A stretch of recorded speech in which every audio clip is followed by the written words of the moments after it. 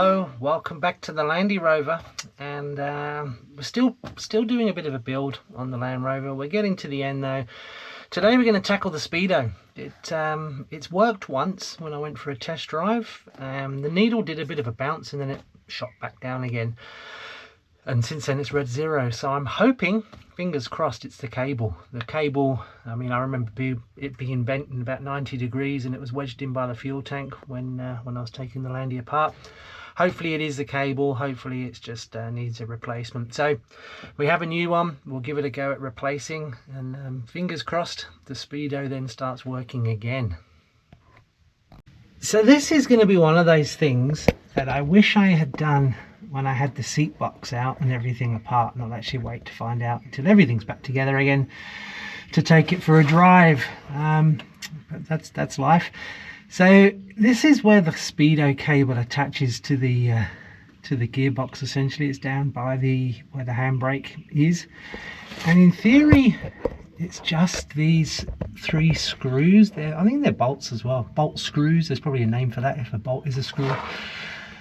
In theory, you take these off, and the cable comes straight out. But we will find out. I don't think it's going to be that easy. We'll find out what size they are for a start. It would be nice if we can get a socket on there of some sort instead of trying to do it with a screwdriver, but we'll see what they're like.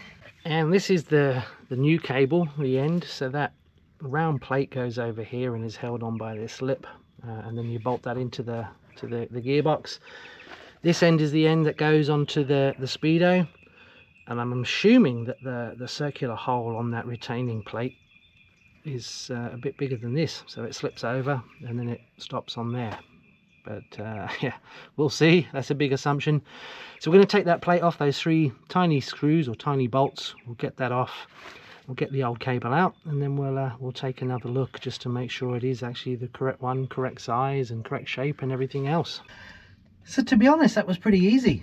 There were 2 bolts. They were 9mm, so pretty pretty small. And then there was 1 screw that didn't have the hex shape of the bolt, so that's was a bit of a gotcha. And this is the end of the cable. This moves, this comes off, so yeah, that slides up and down. It looks pretty big, so in theory it will fit over the new end of the cable. And that looks pretty similar. It's still square shaped, so it wasn't worn there that would stop it from working. But we'll remove this, we'll put it all the way through. I'll undo the end by the Speedo, and we'll take the cable out, and then we'll route the new one in, which is possibly going to be a bit of a fiddly thing with everything being all put back together again.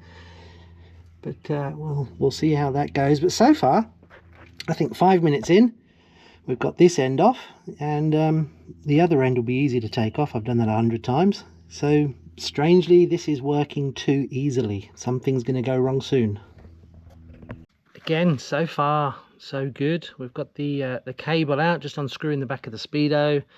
This is the Speedo end with the screw attachment.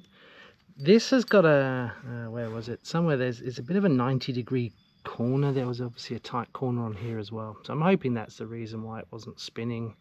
This is a bit sheared off as well, this end. But we have our first challenge. This is the retaining washer thingy that held it onto the gearbox. Obviously can't go over the gearbox end of the cable down here because there's that large lip. It's got to come over the top. Now with this screw on here, the screw or the nut for the back of the Speedo, that's too big to go through here. So how does that go on? It doesn't come off, and this end is also too big as well. So intriguing. You can't get this off without cutting the cable, and you can't put it on without cutting the new cable. So that's a strange one. What I'm probably going to do is I'm going to cut the old cable, and I will make this hole a tiny bit bigger. It makes sense that it was done at the factory before this was put on.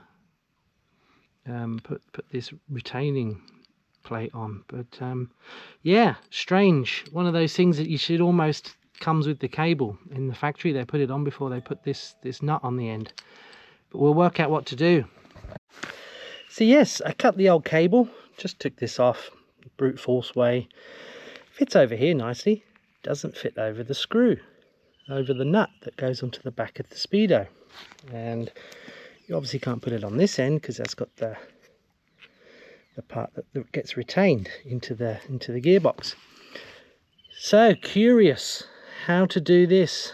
What are we looking at? We're probably looking at about 1 millimeter, probably. I'm just going to make this hole a bit bigger, stick it in the vise. Strange, it almost needs to go on the cable before the nut goes on, but they don't do that. So I'm intrigued. If anyone's got any comments, please let me know. Perhaps it's just they don't make them with these on anymore, or do other people make the hole bigger? I'm intrigued. Could, in theory, pull this out, cut the cable and cut the sheath around the cable, put it on, put this through, but that's going to ruin the cable. Strange. So I'm just going to make this hole a tiny bit bigger, probably about another millimeter or so. As long as it doesn't go bigger than this, which is probably 3 millimeters, then we will be okay. But, there we go. Perhaps this has been designed by someone that's never had to fit one before. But yeah, so I'm going to make this hole a tiny bit bigger and see if we can get it over this nut that goes on the back of the Speedo. So I've used one of these drill bits. I've got it up to 20 mil, and it fits over the screw, or over the nut that goes on the back of the Speedo. So this is it on the cable. It's actually not too big to so there's a small win there. So we're just going to feed this through now. I'll start off at the gearbox end, I think, because that's got this. We'll feed it through, back through the car, back up into the engine bay, and through the hole that's at the back of the firewall that goes into the back of the Speedo. So far all up, apart from this small challenge, yeah, it's about a 6-7 minute job so far, which is pretty unheard of in this restoration of the car. So yeah, I'm going to feed this through and we'll see how it goes.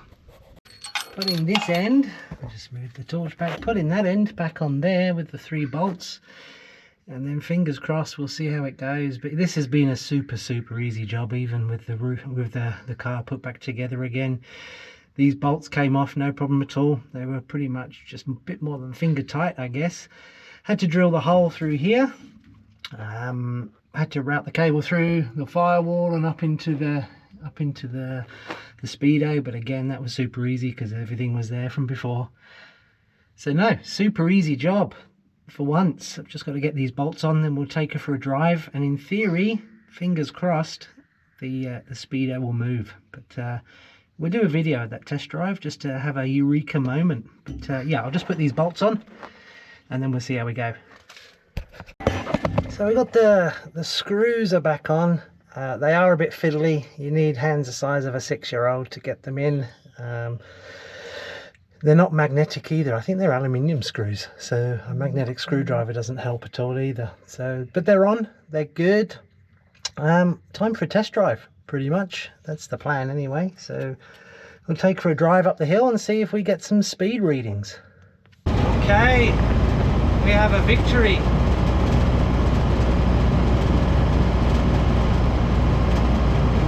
Speedo's working, which is pretty good result.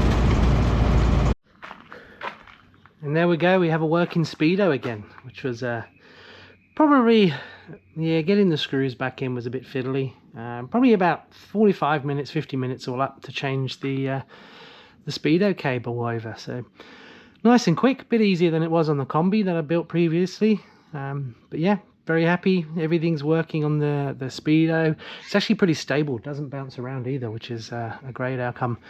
But if you find these videos useful, please do subscribe, hit the like button. We've got plenty more coming. Got to sort the brakes out. They're a bit spongy. There must be some air still in there, so another bleed of the brakes. Got to paint the back bumper. I'm going to have that black. I'll put the steps back on, a nice shiny tow bar. So we'll get that done pretty soon. And then we've just got a few things to tidy up and we're ready for the roadworthy, which is going to be pretty scary. couple of things we've just got to do. Just got to secure the windows to stop moving, as the front passenger window and also the driver's window. But then after that, I think we're pretty much getting ready for the roadworthy. So stay tuned. We'll get it on the road yet. We'll have a pretty decent test drive hopefully coming up soon. We'll get another third-party insurance. So we'll take her for a test drive, make sure everything works. But stay tuned. There's a lot more coming, and thanks for watching.